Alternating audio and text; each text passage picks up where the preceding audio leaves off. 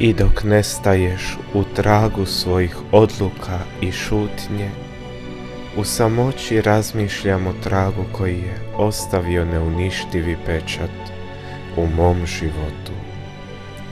Ni truditi se neću išta mijenjati, ni pokušati neću išta reći, jer sve bi moglo stvoriti samo bespotreban trenutak zbunjenosti i još težeg stanja u duši.